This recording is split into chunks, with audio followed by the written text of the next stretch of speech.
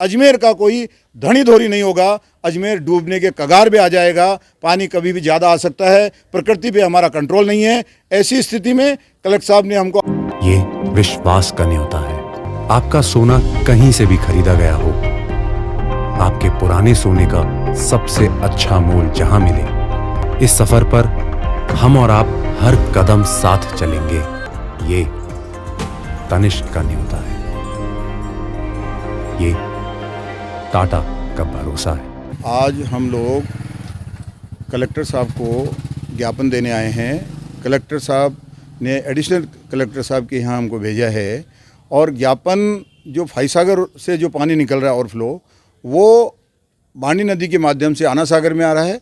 तो defence colony के पास में जो बांडी नदी है उसको बंद कर दी गई, जिसके कारण पानी सारा कॉलोनी में भर रहा है। थोड़ी सी बारिश में अगर ये हालत है और अगर 1-2 इंच पानी बरस गया तो ये मानो कि सारी कॉलोनी में 5-5, 7-7 फीट पानी भर जाएगा। इसलिए हम कलेक्टर साहब को और एडिशनल कलेक्टर साहब को ये कहने आए हैं कि आप तुरंत प्रभाव से उसके मार्ग में आने वाले समस्त अवरोधों को हटाएं, जिससे कि पानी सरलता से सहजता से आना सागर झील में आ सके। अतिरिक्त कलेक्टर साहब ने हमारी बात को गहनता से सुनी और मैंने कलेक्टर साहब को ये कहा था कि हमने 4 दिन पहले जो कलेक्टर साहब को ज्ञापन दिया है, काफ़ी लोगों ने, जो अखबारों में भी आया है, मीडिया में भी आया है, कि आप आने वाले समय को मद्देनज़र रखते हुए इन कामों को करा दीजिए। जिसमें मैंने बताया था कि कैचमेंट एरिया में जितनी भी नाडी और जितने भी तालाब हैं जो कमज़ोर है, उनकी ज़रा मिट्टी डाल के रिपेयर करा दीजिए। फाईसागर से यहाँ आपके जो आना सागर में आने वाला जो हमारा बांडी नदी है, वो जगह जगह अवरोध है, जगह जगह अतिक्रमण है, उनको क्लियर करा के अगर पूरी नहीं तो आधी चौड़ी तो करा दो, जिससे कि पानी सीधा आना सागर में आ जाए।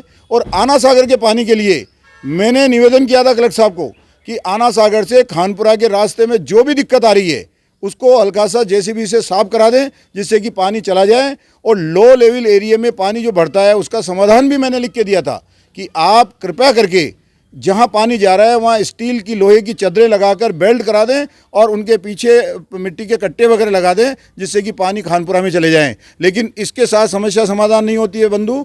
समस्या इसलिए नहीं होती है कि अगर पानी आगे से दबाव मारेगा खानपुरा से गोविंदगढ़ के बीच वाला, तो मैंने कहा कि गोविंदगढ़ से खानपुरा से गोविंदगढ़ के रास्ते में भी क्लियर करा दें। आज तो मुझे ऐसा लगता है कि 40 साल पहले हमारी जो व्यवस्था थी, आना सागर का पानी चोट से आवास के तालाब से होता हुआ, माकड़वाली के नाले से होता हुआ अपने रूपनगढ़ एरिया में जाता था।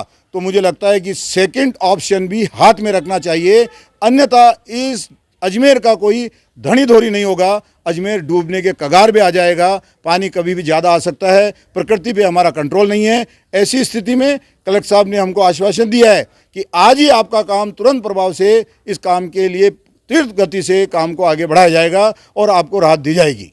सेवन वर्ल्ड की और भी समस्या बताई थी आपने। मैंने आज निवेदन किया है कलेक्टर साहब को कि कलेक्टर साहब, आज ये रामदयाल घाट जो है, राम प्रसाद घाट के साथ में 12 पे रोड इतना जाम रहता है और इस रोड से ऊपर पुष्कर रोड पे जाने वाले की संख्या लगभग 1.25 से 1.5 लाख निवास करते हैं। तो इस जाम की वजह से कभी भी कोई एक्सीडेंट होकर आपसी तनाव हो सकता है। इसलिए भी यहाँ पर सीरियल से सिस्टम से व्हीकल लगवाए जाएं, सीसी कैमरे लगवाए जाएं और चालान करने की व्यवस्था की जाए, जिससे कम से कम की व्यवस्थित रहें और लोगों को आने जाने में ऑब्स्टिकल नहीं रहें। सेम इसी प्रकार 7 वंडर के सामने भी आप देखेंगे पूरे रोड को जाम करके रखा हुआ रहते हैं टेम्पो ऑटो वाले या अन्य। मैं उन किसी के विरोधी नहीं हूं, लेकिन मैं ये कहना चाहता हूं कि सिस्टम उनको डेवलप कराएं, जिससे कि एक कम पहले आए पहले पाए और अपनी पैसेंजर लेके चले जाएं। तो आने वाले समय में किसी का लाल, किसी का बेटा बेटी इसके मौत के मुंह नहीं चढ़े।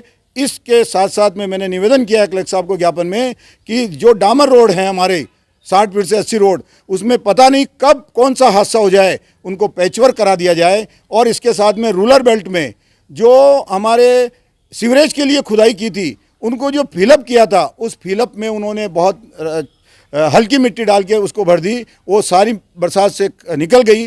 जगह जगह 1-1, 2-2, 2.5 फीट के खड्डे हैं, रोज़ बच्चे पढ़ रहे हैं। और आपको ये बताना चाहता हूँ कि यहाँ जितने भी ऑर्थोपेडिक डॉक्टर और ऑर्थोपेडिक हॉस्पिटल है वो सब फुल है। उसका कारण है कि अजमेर में रोड कम, खड्डे ज़्यादा होने की वजह से बाल बच्चे पढ़ रहे हैं, लोग बाग पढ़ रहे हैं, जिनकी वजह से कि इन ऑर्थोपेडिकों में भीड़ लगी हुई है।